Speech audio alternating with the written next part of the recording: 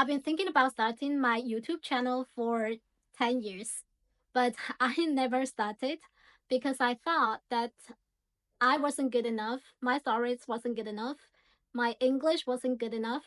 I wasn't even good at expressing myself in my own language, and I wasn't even sure if I could keep doing it. So I waited and waited until today.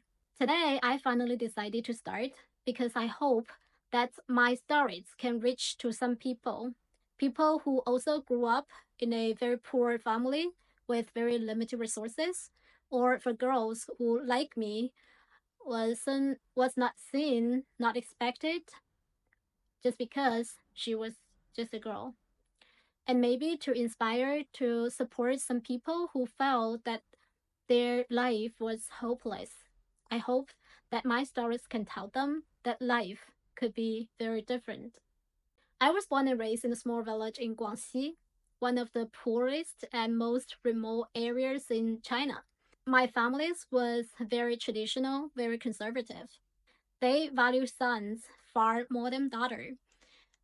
So no matter how hard I've tried in my family, I was always invisible, unimportant.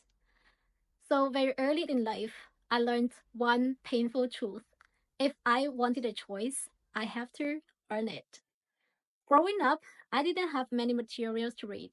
Except for my textbooks in school, most of what I read was my elder brother and my elder sister's textbooks from school. There aren't many expectations for me in my family, except maybe to quit school early and to earn money to help support the family. Maybe to, marry someone rich because I was just a girl anyway. Everything started to change when I first learned English in middle school. It felt like a small window for me to peek into a completely different world outside, a world that I have never seen. And for the first time, I could envision a different version of myself and the possibility of having a completely whole new life. I was very good at taking English exams from the very beginning because I worked really hard. But I couldn't speak. I couldn't express myself in English. Before college, I could barely say a full sentence in English. Even when my high school teacher encouraged me to try, it was still so hard. When I entered university, I saw many people around me speaking English like a real language, not just knowledge, but a way to communicate. I envy them so much because they have better resources, better education, better environments to practice English when they were younger.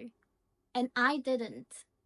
So I decided I have to create my own way.